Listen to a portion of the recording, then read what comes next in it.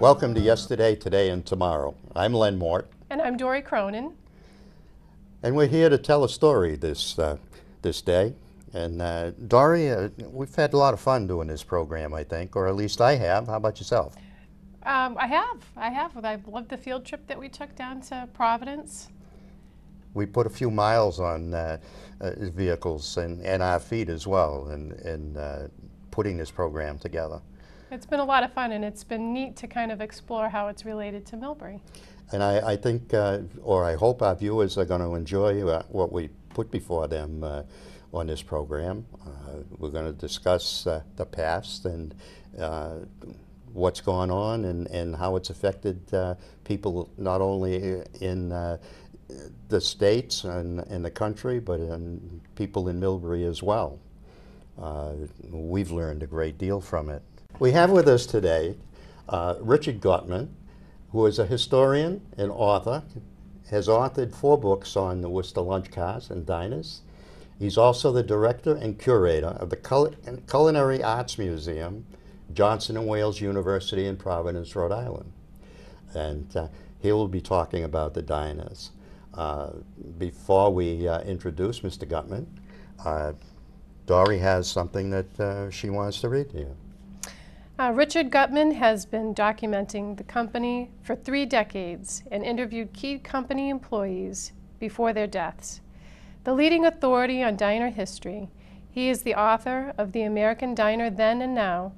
He has curated 2 large museum exhibitions on diners and has assisted other institutions with preservation efforts and has been involved with the restoration of countless diners across the country. I read that book last night from page to page, and it is just absolutely incredible, the photos that are in that book and the information describing each one of those photos and the company. It's incredible. It was. The trip down to Johnson & Wales Culinary Museum was very interesting, and we were really lucky to get in there. We really appreciate it.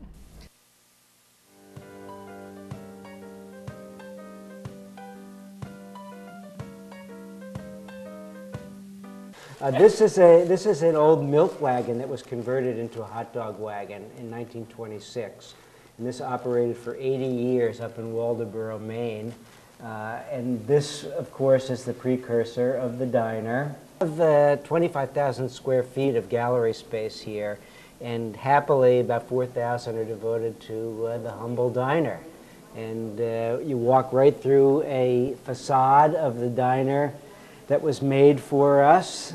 This was made in New Jersey by one of the diner companies, and there are artifacts of signs and little pieces of diners. This was one from a Worcester lunch car that was in Hudson, Massachusetts, and was out of business and was moved out to the Henry Ford Museum in Dearborn, Michigan, and that was one of my first restoration projects. But here's in these images here, you see the growth of the wagon. The horse is replaced by a truck. It's a night owl. It operated at night after other restaurants had closed for the evening. They outgrew this little wagon, which became stationary, and they brought a bigger one in. They moved the sign from one to the other. This remained as a little vestige for a while, and then that was taken away. And this is in Fall River. The night owl still remains. Now, the stainless facades of the diners, that came into existence around the late 50s, early 60s? No, actually in the 40s. Okay. Around that time. But actually by the 60s, the stainless steel was pretty much out of fashion, and was replaced by brick and stone, and happily that didn't happen too much up here in conservative New England. We like our old diners, and we don't change them that much, which is great for people who are looking for the vintage places. And that's great. I mean, they change all the time. Right. We have one here in the museum this is its 9th location. And then there are ones like the Central that have been there for 100 years. Yeah, just about. Yeah. Of course, not the same diner there 100 years. That's the second diner. Yeah, exactly. Well, let's go in here. I have a couple of old pictures of the Central, and some other images of the way diners looked when they were in this transition period, but first being still pulled around by horses. And these are the owners, the head people at the Worcester Lunch Car Company, Philip Dupree and Granville M. Stoddard. And this is a lunch car, one of the first ones that they built. They started in 1906 and then produced their first one in 1907, and they were tiny little places that could accommodate a few people on the inside. They were delivered on wheels and were pulled around really, but they were still built on wheels. And these are a couple of relic wheels from 1933. These are from the exact same time actually as the Central, and these were on a diner that was moved from Worcester up to Leominster. The lunch cars were very ornate back then. They were. A lot of handwork. A tremendous amount of handwork, and you can see that they had a special artist who painted up all kinds of landscapes, and here we got a retriever with fancy gold leaf and fleur-de-lis and lettering, and then they had the elaborate windows. This was before there was tile inside. Then a lot of that decoration and ornament translated to the inside. And really that's what makes diners different from other places, is you have this great craftsmanship that comes together by carpenters, cabinet makers, and tile setters all doing their thing with sheet metal workers to build little buildings that don't look like anything else. Everyone that touched those lunch cars were artisans. Absolutely, yeah. And I think that that's what got me most interested in them in the beginning. I have a degree in architecture, and I felt that these unique buildings built in factories, industrialized buildings, were what we call vernacular architecture. They're done by people. They're not trained professionals in the sense that they went to college or even technical school for that matter. They learned by apprenticing with other people. Yet the combinations that they came up with and the designs that resulted in the what we know as a diner is completely unique. This is basically a history of the diner from the earliest wagons, and of course they were started here in Providence. And we have a bigger picture of one of these around the other side, but it's a small space that has a little kitchen, which is in the end of the diner. There's a handout window. There's the aforementioned menu on the window. And interestingly enough, on the other side of the handout window, there's a carriage window. So this was the first drive-through in Really? Yes, Oh, in interesting. 1907. Pull your carriage up, take your Yeah. food, and just keep going. Exactly. There's a wealth of information here. There is, and I'll tell you, it's interesting to distill 40 years worth of research that's in my head and in dozens and dozens of boxes, and on I have 14,000 slides of diners, to distill that into a few paragraphs so that people can get the point and not be overwhelmed. So that's what we've tried to do here.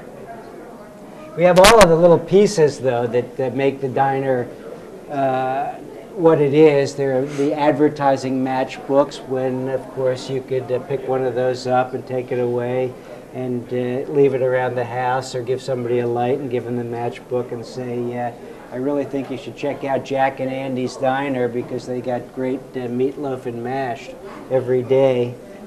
Catalogs of diner manufacturers that showed different models that they built, postcards. This is a magazine that one of the companies put out for their prospective diner owners and people that were operating theirs. The Worcester Lunch Car Company was never that flush or publicity savvy to do something like that. But this was one of the biggest manufacturers in New Jersey, and as they say here in their slogan, in our line, we lead the world. And they operated for about the same time as Worcester Lunch Car Company did, and were ones that built huge diners and built many of them, as opposed to Worcester, which built 651 diners over their 55-year history in business. People confused the roadside diner sometimes with the railroad dining car, and it's a completely separate evolution, as we've shown, because the roadside diner starts out as a wagon, and as it gets bigger, it gets longer, and because it needs to be moved from a factory to its site, it can't get wide, so they adopt a lot of that railroad kind of imagery.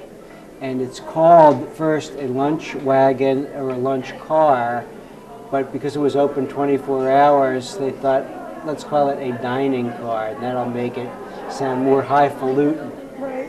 And that was shortened to diner, and that's how that name came about. Here's one that has slipped into an interesting little slot of land, and it's hooked up to gas and electricity because it's off the streets, and they've already expanded their menu to be serving steaks and chops. So they're home cooking places. They'll serve the kind of food that people want to eat, basic American food, served quickly at a good price. That's the whole thing. That's it. Here's a Worcester lunch car model that's a streamliner, and another one called the Pullman, and this operated in Arlington, Massachusetts. If I remember correctly, Pullman also manufactured cars in Worcester. They did. The Osgood Bradley Company manufactured railroad cars, but those were not roadside diners. Right. Yeah. And in Springfield, there was another company called the J.G. Brill Company, and we showed a little flyer of theirs, and they made street cars and railroad cars, and they got into the diner business. But generally speaking, it was a completely separate operation that had its own roots. You can trace the evolution of who did it and how the companies were kind of all evolved and spun off from one another, and that's what makes it so interesting. You can really say it's a discrete slice of the food service business that you can trace back to this one person in Providence who started it, and then someone moved from Providence to Worcester, introduced it here, and that was the birth of the industry. Well, this model was made in 1985 by a loyal customer of the Central Diner named Len Lawson. I know Lenny very well. Aha. Yeah, he's lives up in New Hampshire now? Vermont. Vermont, okay. I think we need to get his story on this, you know? I don't know much about it other than when Dick Gillard retired, he was looking to find a nice home for some of his extraneous pieces. And I heard about it, and I bought this from him, and it's one of my treasured pieces. For a number of years, this had was displayed in honor in our guest room at home. It's a pretty big piece, and it took up a very prominent spot. But it's a wonderful little model, and it has all of the spirit of the diner. It's very accurately done. It's got little leaded glass windows at the top. There's no glass in it, but you can see that. It has the stools, the tables, the chairs, and some of that back bar equipment there. It's got a little coffee maker. Carafe is not there, but you know that they're probably washing it out back.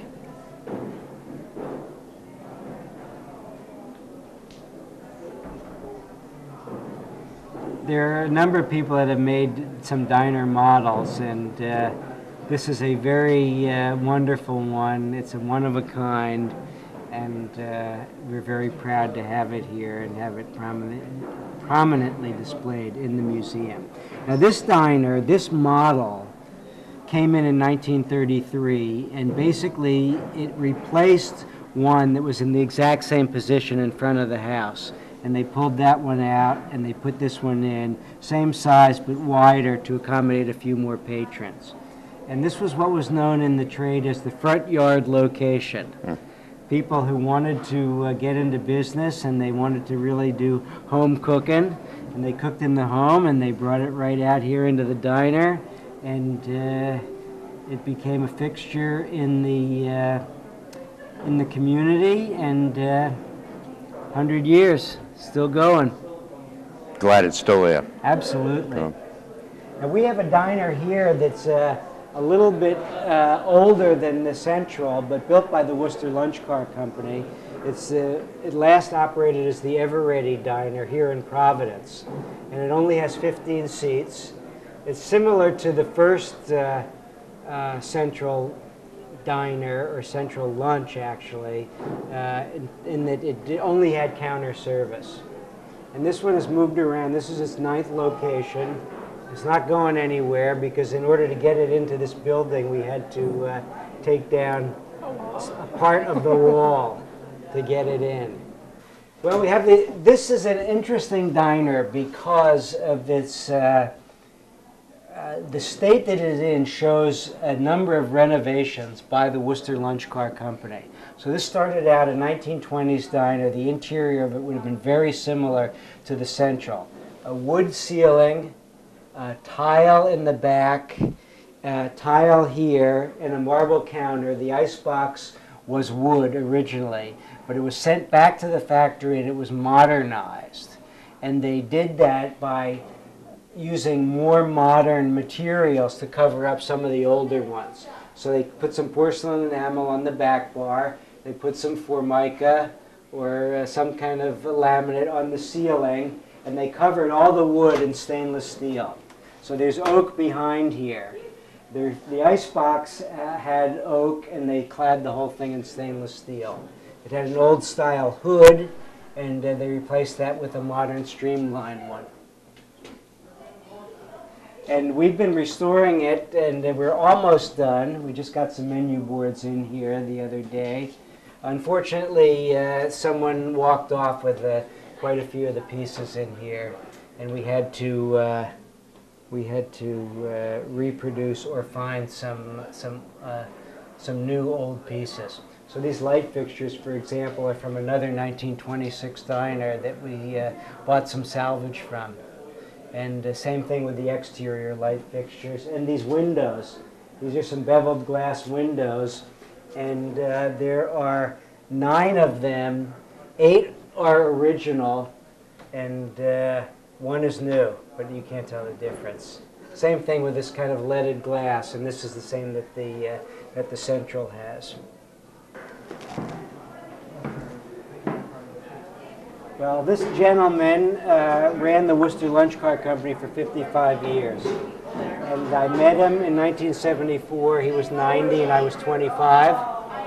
And he gave me many reminiscences, which I wrote down. He wrote down some things for me.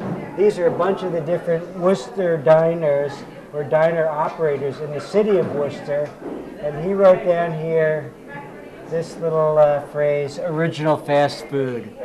So he started around 1904 in the diner business, working for another one of the companies.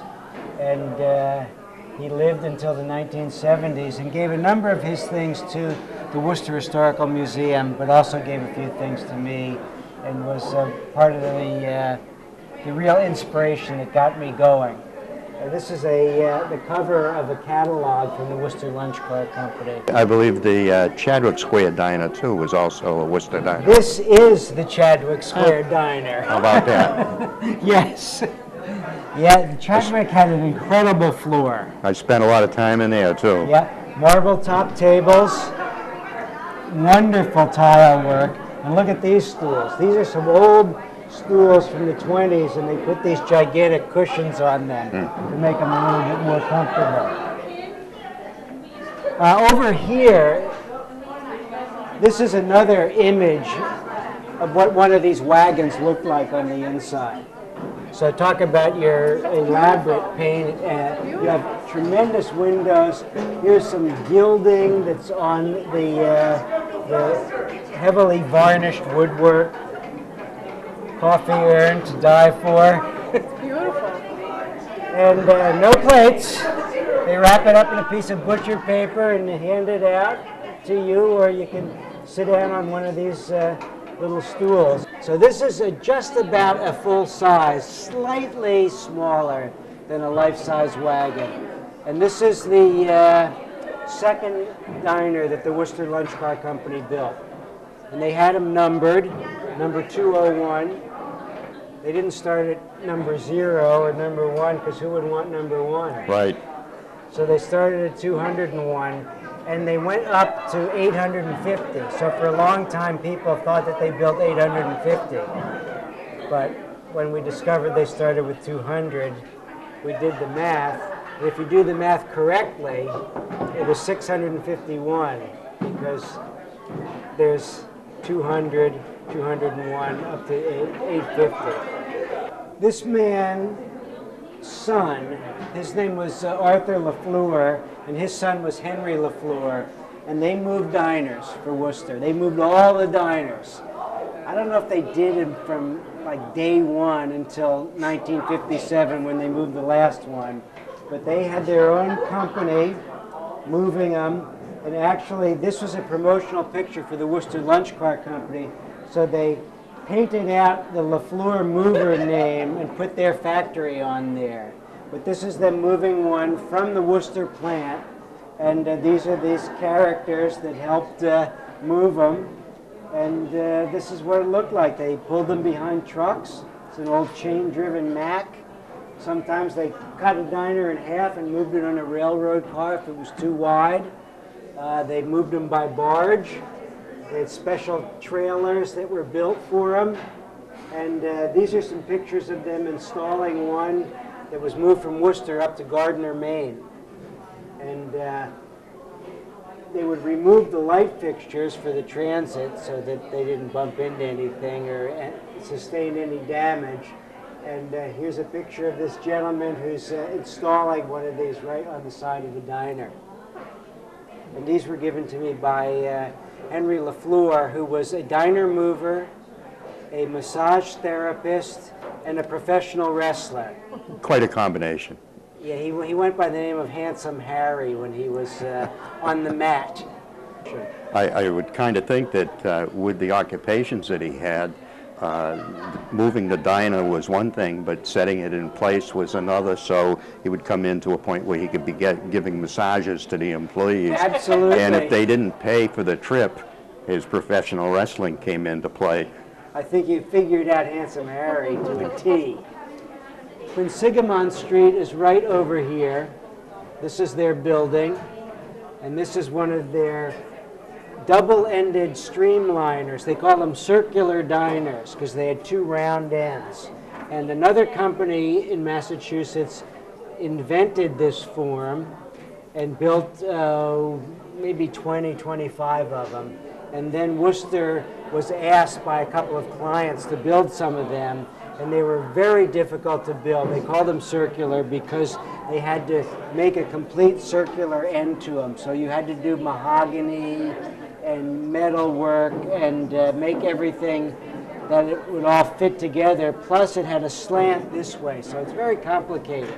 And this diner went to Quincy, Massachusetts, to a man named Peter Calamaris, and his initials are right there in the porcelain enamel.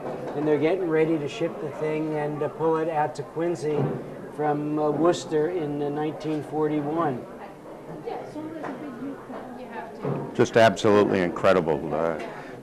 You drive by these old diners today and you don't think anything about where they came from, how they were made, how they were moved.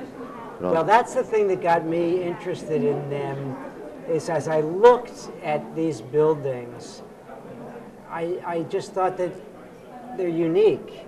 And even though they're clad in stainless steel, porcelain enamel, they got stained glass, they have neon trimming them, they're incredible neon signs, somehow they remained invisible, or they disappeared into the landscape and the fabrics of our towns and highways and communities. And so it's an oxymoron. How can a flashy stainless steel diner be invisible? But you are 100% right in that people just take them totally for granted. And the ordinary people who made them, the ordinary people the everyday people who have worked in them and the people who go in and have eaten in them for 135 years, just part of their life. Over here we have a small workbench that we recreated a couple of pieces from the Worcester Lunch Cart Company. And this is a shot inside the Buckley plant, which was operating in Worcester, and the Worcester Lunch Cart Company grew out of that. Essentially, you'd come in, you'd look at a catalog, you'd say, I want this style, I have a certain amount of space. They'd figure out how many people you could fit in it, and then you would sit down with him, and you would figure out and make decisions about what kind of tile you wanted. This one's got black and white tile for the walls and floor. It's got a dark oak finish, got marble counters. This is stools on both sides. This is the graphics that would be out there, and this is the serial number and the dimensions. You look at the roof line, you know, it's a compound curve. Exactly. You know, Yeah. it's not a flat roof. It's not it's pitched in every direction. Exactly. And it's just incredible how they made those. Yeah. Well, think about then putting a bullet at the end of that, and or a 10-degree slant when they started to do the streamliners. And we've recreated a little bit of that here in this diner in order to show the size and scale of one of these most popular models. This is their 10-stool model. And we have on display in there some artifacts from the earliest known surviving Worcester diner. And these go back to 1915. So we have, again, more of those stools. We have a wooden counter. There's no tile in this. There would be tile on the floor only. But you have an oak counter. This is an original little pie case, original light fixture, original hood, and a little hot dog warmer, a steam table, a creamer, a griddle, and a coffee urn, and a great toaster. This is one of my favorite toasters. It's called the Toast Mistress, and it has room for 3 slices. So it's specifically designed for the club sandwich. You produce that double-decker sandwich.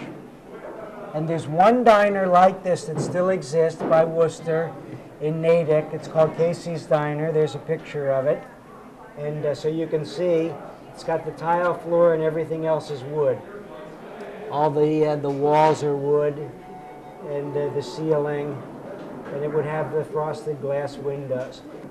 You know, I look at the work on the exterior of these lunch cars, and I appreciate the handwork that's in those, because myself, I'm a sign writer, and I have been since 1957, and I was tutored by a couple of master sign writers in the Worcester area who might have even done work on there.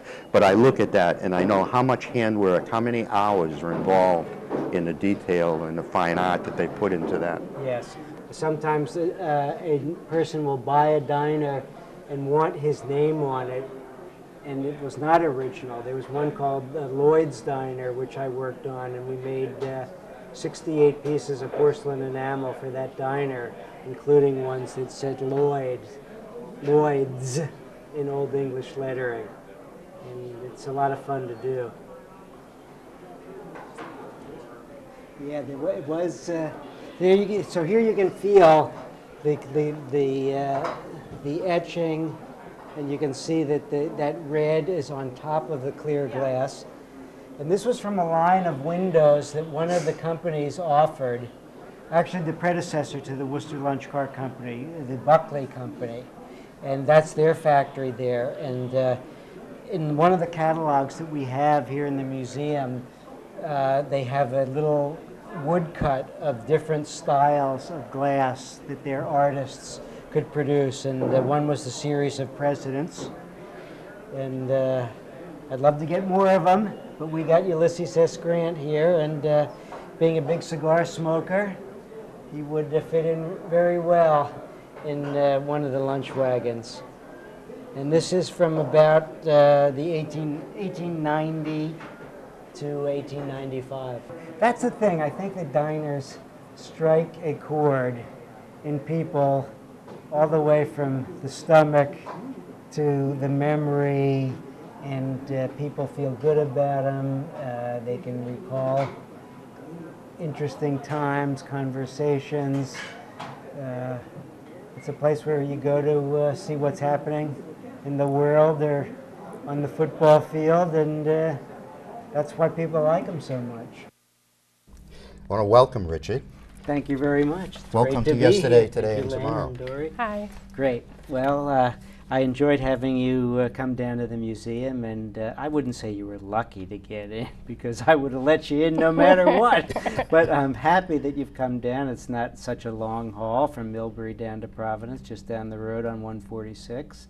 And we have about 250,000 artifacts at the museum, but the most popular thing that we have is our diner exhibit. When I first did my research in diners, there were no books about diners. There was really practically no scholarship about diners because people didn't think of them as places that you would want to investigate and be a scholar about them. So I found out most of the history of the Worcester Lunch Car Company and the other competing concerns by talking to the people who ran the diners, who built the diners, or who moved the diners. And I was lucky to have the cooperation, really, of these people who thought that what they did wasn't that special, wasn't that important, wasn't that noteworthy, but things were kicking around in their basements or in their closets, which eventually they gave to me or I bought from them to add to my collection. And this is a picture from 1925 of a diner, and it has on here on the front in pencil 508. Now, Worcester built 651 diners in their history from 1906 until 1957, and each one was numbered. So this was diner number 508, and it was built in 1925. And this is a picture that they used for promotional purposes. And it was used in some catalogs or other literature. It was a picture taken at the plant, and then an artist has taken out by paint the landscape and a bit of the sky. And this shows a diner, the King Square Diner, that was sent to Maynard, Massachusetts from Worcester in 1925. And it was built on these wheels, and they hauled it behind a truck and sent it up there. And so by looking at old photographs and comparing them to the diners that were still around from that time period, I was able to ascertain design changes, when they introduced new features, what the windows looked like in different diners, and able to put down the history of the evolution of the architecture. And then by comparing old menus, you look at what was popular then, what's popular now, when did asparagus tips on toast leave the diner menu, how about a revival of them? I'm going to try to bring that back. I love asparagus. I've never had them on toast, but I think I got to try that. Very good. Okay. Well, the other thing is that, so I got this picture and this picture and a few others from the son of the man who was driving this truck. And driving the truck was Arthur LaFleur, and he was a mover of large objects and houses, and kind of a roustabout type character. Not sure where this went, the Barclays City Line Diner. Somewhere between one town and another, right on the city line. And you just have to understand how that ride would affect people to go a great distance to tow that trailer, because it's a chain drive truck. Exactly. And it's hard rubber wheels. Yes. Tires. They're not inflatable tires on that truck. No, and the same thing. I mean, these diners were moved first on steel rimmed or iron rimmed on wooden spokes and hubs. So those things were not. There wasn't a lot of give on that, and they would move them of 5 miles an hour, maybe a little bit more. They had to scout out the route so that there weren't any low-hanging branches. Could they make the turns? Would the police want to shut down any traffic? This is a pretty big load to be moving around New England in 1925, and it took a specialized person like Arthur LaFleur. He loved diners so much he later bought one for his wife, the Hotel Diner, that was right behind the Bancroft Hotel in downtown Worcester. Not there any longer, but Henry did supply me with a coffee mug that was used in the Hotel Diner with its distinctive checkerboard pattern on the rim of that great mug, now on display. Used to use it at home, my favorite mug, but I relinquished it. Now, I understand that there's a great deal of information in Worcester that people can go and see. Yes, yes. The Worcester Historical Museum has got great holdings of original notebooks of Charlie Jim, which are, to a person like myself, of extreme interest. They're fun to look through and see. They have blueprints of diners. They have articles, clippings. They have other photographs, and they can lead you to investigate some of the diners in the area. Worcester has got a handful of great diners still. We have the Miss Worcester, which is right across from the factory. There's the Boulevard, and across the street from it is the Parkway. Two competing Italian fare diners. One completely hidden, the Parkway. I mean, you got to go in there, because from the outside you'd say, they covered it up pretty well, but the inside of the diner portion is classic 1920s and very original, whereas the Boulevard from 1936 is pretty much all original, both inside and out. And the exterior of that diner with the porcelain enamel in polychrome colors and the wonderful neon sign and the clock and the edging and everything, it's one of the great diner images of all time, very well photographed. Now, the public is available to go to the museum at Johnson and Wales as Absolutely. Come on down. As I said, it's not that far. And we're open to the public on from Monday through Sunday. I mean, from Tuesday through Sunday. But if you come down there and say you're from Millbury, I'll let you in any time. We don't turn people away. Anyone who's come to the door, we will let in. And there's a modest fee, and we have all kinds of great things to see, which I guess you're seeing a little glimpse of here on this show. And of course we have other things there that are related to the world of cookery. We're connected with the College of Culinary Arts at Johnson and Wales, so we're 2,000 plus young people studying to go into the food service business. And we have examples of some of their work there as well. I know another shot that we got before we left down there, which I had just caught a glimpse of it, and I asked Kevin, I said, you've got to go get a picture of that. And that was the old neon sign from Howard Johnson's down the back. Yeah. Yes. With the pie man. Right. Well, I have a friend in the Boston area who is a sign collector, and he loans us his signs. He's a very generous fellow, Dave Waller, and he has over 300 neon signs. So that's a lot of signs to display at once. And of course, he doesn't have them all displayed, but the Simple Simon and the Pieman sign that Dave loaned us came from Reading, Pennsylvania, and it dates to 1963. And at one time, there were 1,040 Howard Johnson's restaurants. It was the host of the highway. They got the first franchise to be on the Pennsylvania State Turnpike, which was the first turnpike in the United States, and they had Howard Johnson's at all the rest areas there. And then they spread to other highways. They were in towns, and they moved along the highways, and but then they went into the lodging business. And now all that's left are 3 restaurants and all of the Howard Johnson's motor lodges and hotels. Great loss. Another icon is fading off Yes. into the... And I think that's a great example of what can happen to an empire when they don't keep up with what they should be doing, or or might be doing. I mean, they had 28 flavors of ice cream, and that was what they were known for. Originally, it was a soda fountain place. They were known for their fried clam rolls. They had their own clam beds off Ipswich, proprietary beds. But the restaurant business is a real tough one, and sometimes when you get too big, you can't keep the quality up, you can't sustain that growth.